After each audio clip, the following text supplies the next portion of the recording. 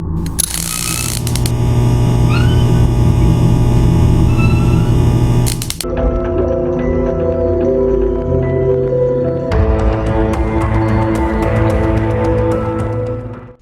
Israel और Hamas की जंग के अंदर इस वक्त थोड़ा सा ठहराव नजर आ रहा है। दोनों तरफ से जो बॉम्बिंग और दोनों तरफ से एक दूसरे के ऊपर जो हमले थे, उसमें एक पॉज का बटन फिलहाल दबा हुआ है। मतलब मुकम्मल तौर पर तो पॉज नहीं है, छोटी मोटी टुक टुक चल रही है, लेकिन वो जो लार्ज स्केल हमले थे उसके अंदर थोड़े से ही ठहराव नजर आया है। At the same time Israeli जो हैं वो बड़ी तादाद में फोर्सेस इकट्ठी कर रहे हैं, उनको थ्रेट्स हैं लुबनान वाली साइड से, और ये भी इतलात हैं कि सीरियन जो बॉर्डर है गोलान हाइट्स की तरफ भी रॉकेट्स गिरे हैं। तो ये भी इतलात आ रही हैं। एट द सेम टाइम वो गजा के ऊपर चढ़ाई करने के ऑप्शन पर भी गौर कर रहे हैं। लेकिन गजा के ऊपर चढ़ाई वाला जो ऑप्शन है, ये बहुत सारे लोग मुझसे पूछ रहे हैं कि अगर ये अंदर घुस गए तो क्या होगा, किस तरह होगा। ये इतना आसान काम वैसे है नहीं। इसकी वजह यह है, दो तीन वजूहत हैं इसकी। गजा के अंदर घुसने का मतलब है रेड लाइन क्रॉस करना, क्योंकि वहां पर फलस्तीनी आबादी है। तो अगर ये वहां पर घुसेंगे तो दो तीन फ्रंट्स एक साथ खुल सकते हैं। फिर ये होगा कि इजरायली जो हैं ये सिर्फ हमास से नहीं लड़ रहे होंगे, ये हिजबुल्लाह से भी लड़ रहे होंगे, ये सीरिया के अंदर जो फाइटर्स हैं उनके साथ भी लड़ रहे होंगे, और यमन के हौसी बागियों ने ऐलान किया हुआ है कि हम रेडी हैं इजराइल के साथ लड़ने के लिए। हमारे ड्रोन्स भी रेडी हैं, मिसाइल भी रेडी हैं। यमन की जो फोर्सेज हैं जो यमन में लड़ रही थी वो इधर आने के लिए तैयार हो गई हैं। न्यूज वीक ने खबर लगाई है कि Iran backed हौसीज ready to join war on Israel with drones and missiles. तो ये सारी की सारी जितनी भी रीजन के अंदर फोर्सेज हैं वो एक साथ इनके ऊपर कूद पड़ेंगी। तो एक तो ये बाहर से जो एक प्रेशर होगा वो इनको फेस करना पड़ेगा, बड़ी तादाद में इनको लड़ाई लड़नी पड़ेगी अपने बॉर्डर्स के ऊपर।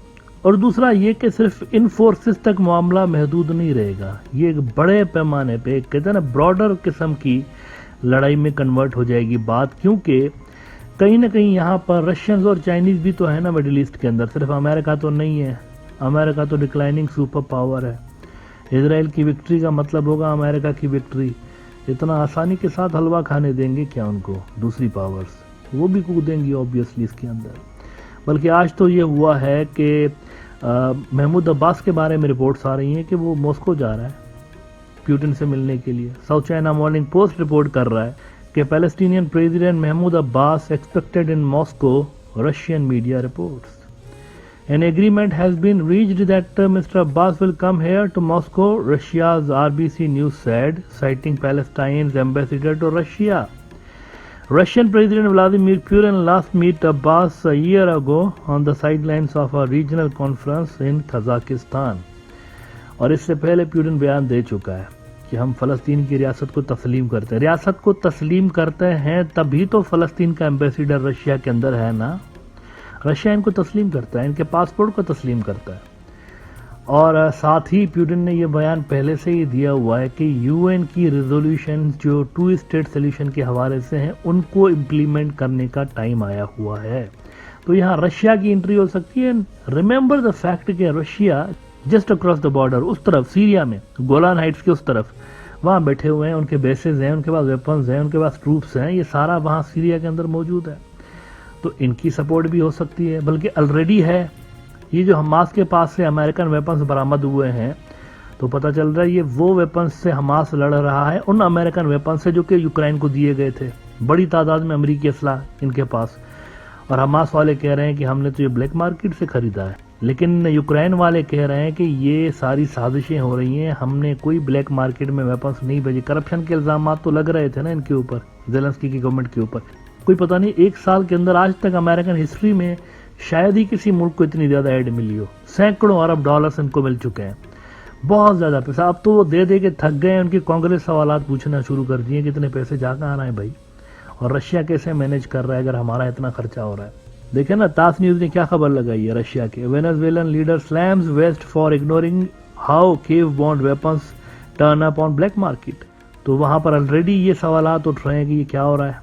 ये जो अमेरिकन असले से इजराइल की पिटाई हो रही है, पिटाई हुई है ना, इतनी ज्यादा पिटाई हुई है। आज तक इजराइल की हिस्ट्री में इतने बंदे नहीं मरे और कभी उनके बंदे इतने जख्मी नहीं हुए। इसीलिए तो गुस्सा है کہ ہم اتنی بڑی فورس ہیں, اتنی بڑی پاور, اتنی بڑی ٹیکنالوجی, کوئی 5G 6G والا ملک ہے, اور ادھر سے 2G والا ملک جو ہے وہ ہمیں پٹائی لگا رہا ہے. غزہ, اچھا وہ بھی غزہ کی پٹی, ہاں مجھے ملک نہیں کہنا چاہیے, غزہ کی پٹی ہے, کوئی پورا فلسطین بھی نہیں ہے, ایک گروپ ہے صرف حماس, انہوں نے یہ حال کر دیا ہوا ہے. اور وہاں پر ذہن میں رہے انٹرنیٹ نہیں ہے, یہ جو عام سے موبائل سیٹ نہیں ہوتے, اسمارٹ فون نہیں, وہ دوسرے والے وہ چل رہے ہوتے ہیں. ٹائم نیوز نے رپورٹ کیا ہے cyber attacks targeting Israel are rising after Hamas assault. اور 2G انٹرنیٹ پہ سائبر اٹیکس نہیں ہوتے. اگر آپ کو سائبر حملے کرنے ہو نا تو ہائی سپیڈ چاہیے. یہ 2G سے سائبر, اس کا مطلب کیا ہے؟ اس کا مطلب یہ ہے کہ اسرائیل سے باہر سے کوئی ہائیلی سوفسٹیکیٹڈ قسم کی سائبر فورس ہے جو کہ حملے کر رہی ہے. آلریڈی یہاں پر انوالومنٹ ہے باہر کی, اور وہ یقینی طور پر یہاں پہ ان کو ہیلپ کرے گی حماس والوں کو. تو یہ سارے فیکٹر ہیں. On top of that, Gaza کے اندر داخل ہونے کے بعد یہ جو بومبنگ ہوئی ہے, یہ جو ملبہ گھرا ہوا ہے, بہت بڑے پیمانے پہ وہاں پر بومبنگ ہوئی ہے. ادھر بھی لوگ شیلٹرز وغیرہ میں رہ رہے ہوتے ہیں, وہ بھی ڈیکٹ سے لے کے بومبنگ کھا کے ادھر بھی یہ شیلٹرز والا, لیکن پھر بھی بہرحال ان کا جانی نقصان ہوا ہے, فلسطینیوں کا کافی تعداد میں ہوا ہے. اسرائیلیوں سے فی الحال کم ہوا ہے, لیکن وہ بھی کافی تعداد میں ہو, کیونکہ اسرائیل جو بومبنگ کر رہا ہوتا ہے ان کا ٹارگیٹ ہی یہی ہوتا ہے کہ زیادہ سے زیادہ بندے جو ہے نا وہ ہم مارے وہاں پر فلسطین کے. تو ان کا بھی ہوا ہے. تو یہ جو ملبہ گرا ہوا ہوتا ہے, اس کا گوریلا وارفیئر کے اندر اور اربن گوریلا وارفیئر کے اندر اس کا بہت زیادہ اس کی امپورٹنس ہوتی ہے. یہاں پہ آپ ٹینک تو نہیں چڑھائیں گے نا گری ہوئی بلڈنگ کے اوپر, تو ایک بندے کو آپ پھڑکا تو لیں گے, لیکن وہ پھڑکتے پھڑکتے کتنوں کو پھڑکائے گا پھر اکیلا بندہ. گوریلا وارفیئر کی یہی تو مسئلہ ہوتا ہے کہ فورسز آپ زیادہ بھیج رہے ہوتے ہیں, جانی نقصان آپ کا زیادہ ہوتا ہے. ایک اکیلا بندہ جا کر تو آپریشن نہیں کرے گا نا اس طرح سے, مختلف ایریاز میں ایک بندہ تو نہیں, آپ بہت سارے بندے بھیج رہے ہوں گے. تو جب آپ بہت سارے بھیج رہے ہوں گے تو ادھر چھپے ہوئے ہوں گے, اور وہ جو چھپا ہوا ہوتا ہے وہ بہتر پوزیشن میں ہوتا ہے, اس کو پتہ ہوتا ہے ٹارگیٹ آ رہا ہے.